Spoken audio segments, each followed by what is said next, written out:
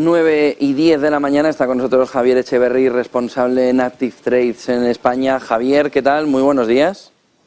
Buenos días, José Antonio, ¿qué tal? ¿Cómo estás? Bueno, parece que vuelve otra vez un poco la tensión al mercado, ese rebote posterior a este lunes negro, pero hoy las dudas, a pesar de que acabamos de conocer el dato que finalmente el Gobierno, a través de fuentes cercanas al Ministerio de Economía, nos comentaba de que la exposición de la banca española es solo del entorno del 13%. Pero claro, la cantidad es colosal, son más de 400.000 millones de euros. Es una salvajada. Lo que pasa es que en porcentaje, y el Gobierno está intentando mandar ese mensaje, es un 12,81%, pero son 448.135 millones de euros que ahora mismo están fuera de la fotografía de la rentabilidad en el balance de los bancos, ¿no? Sí, totalmente. Bueno, en definitiva, el Gobierno le toca dar tranquilidad y hablar un poco de la situación actual y relajar un poco las tensiones, porque el miedo por parte del ciudadano a ese contagio, a ese riesgo sistémico internacional es más que patente, y teniendo en cuenta esa situación, pues lógicamente toca salir enfrente. Lo que pasa es que ahora, cuando empezamos a revisitar cómo está configurado el sistema interbancario a nivel internacional, pues nos damos cuenta de que hay muchas cosas que no sabíamos, que no es que no es que haya cambiado nada, es la manera en la cual funciona el sistema. Lo que ha cambiado es que durante estos últimos años ha habido una emisión terrible que no hemos conseguido todavía diluir, que no hemos conseguido retirar del sistema, y estamos viendo algunas de las consecuencias de esa emisión. Una de ellas, la inflación. La otra, pues lógicamente, la pérdida de valor de bonos a largo plazo. Bueno, nada que deba sorprender, nada que deba asustar, en definitiva. Lógicamente, cuando ves caer un banco como Silicon Valley, que es el banco número 16 de Estados Unidos, y hay una cadena detrás, y vemos a Credit Suisse con la situación que tiene y demás, pues es muy normal que el pánico surja. Pero si te fijas en los mercados, realmente eso no se está reflejando así. Estamos viendo... tenemos aquí en pantalla ahora mismo la foto del movimiento de esta semana. Fijaos en el IBEX 35, por traerlo un poco para casa y ver la situación.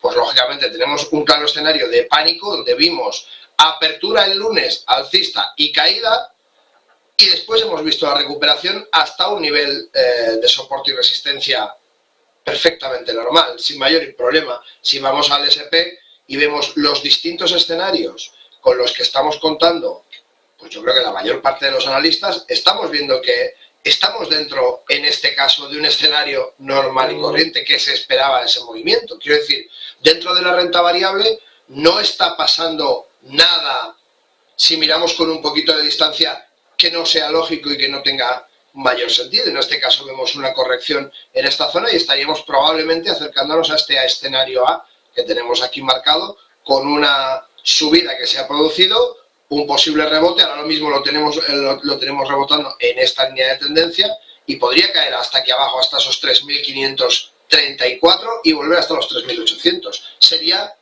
muy lógico y estaría dentro de esos escenarios que utilizamos a menudo para ver un poco qué es lo que puede suceder. Yo creo que no tenemos tampoco que asustarnos más de la cuenta. Lo único que tenemos que tener en cuenta es que la situación, pues lógicamente, ha roto por sitios insospechados o poco previsibles a priori, y bueno, pues nos toca ser cautos, ser cautelosos y ver un poco de qué manera queremos ahorrar, cómo queremos meter nuestros ahorros, qué es lo que tenemos que hacer. En estos días te puedo decir que en Active Trades estamos recibiendo muchos de los clientes que ya conocen Active Trades, que saben que tenemos un seguro de hasta 1 millón de euros por cliente, que parte del capital que tenían en el banco lo están traspasando directamente a Active Trades. ¿Por qué? Pues porque tenemos un seguro por 1 millón. Aquel que no lo sabe, lógicamente no, pero el que ya es cliente nuestro se nos está dando en varios casos de aumentar su exposición dentro del broker, y nos preguntamos un poco si es porque quieren operar, si es porque quieren aprovechar el momento, y no, nos dicen que es por una cuestión de seguridad. Bueno, pues lógicamente la gente está asustada, pero no se ve de esta manera en la renta variable. No estamos viendo una gran hecatombe, no estamos viendo caídas de 20% ni nada parecido. Por tanto, bueno, de momento lo que vemos son escenarios que están comprendidos dentro de la situación normal de mercado en la que estamos. El oro, que parecía que era su momento, lo lleva siendo desde hace 3 años con el inicio del coronavirus, no termina de despegar definitivamente, está peleándose con los $1.900. Pues el oro tenemos la misma situación. Si te fijas, está exactamente tocando ha habido un susto. Cuando hay miedo, el dinero se va a un sitio refugio y hemos tenido esa subida hasta los 1915, que era su zona de resistencia, ha rebotado y ahora mismo está corrigiendo 1889. Pues nada que nos pueda asustar. Creo que todavía el oro no es el momento de ver una gran subida, evidentemente. Tensión, miedo en el mercado, pues ¿qué sucede? Inmediatamente activo refugio. El dinero es miedoso y viaja muy veloz. Estamos en el siglo XXI, nos cuesta un clic, nos cuesta un teléfono móvil cambiar nuestra configuración y digamos el grueso de nuestro capital se puede mover en muy pocos segundos.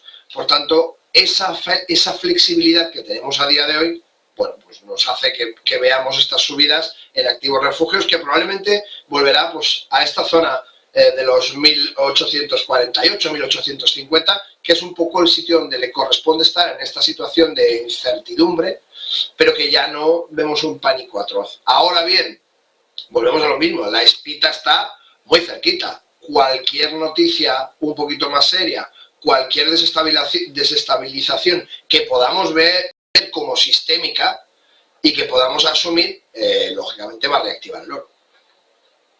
En un entorno como el actual, además, se mira mucho al Bitcoin en las últimas horas como valor refugio junto al oro, y el Bitcoin está prácticamente al revés, hacia arriba y rozando los $25.000 en la jornada de hoy.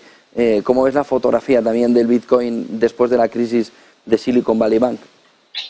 Pues fíjate que el Bitcoin en principio no había repuntado, era uno de los escenarios que durante el fin de semana yo me planteaba y decía, bueno, pues es que podría darse justamente ese caso en el que el Bitcoin ahora tome fuerza y en la correlación positiva que lleva con los índices la rompa. Bueno, pues durante el fin de semana no lo hizo y finalmente esta semana hemos visto esa ruptura con la correlación positiva que tenía y ahora empezamos a ver esa correlación negativa. En el momento en el que empieza a haber inseguridad en el sistema interbancario a nivel internacional, pues tenía todo el sentido, ¿no? Que el Bitcoin tomase fuerza como canal financiero alternativo.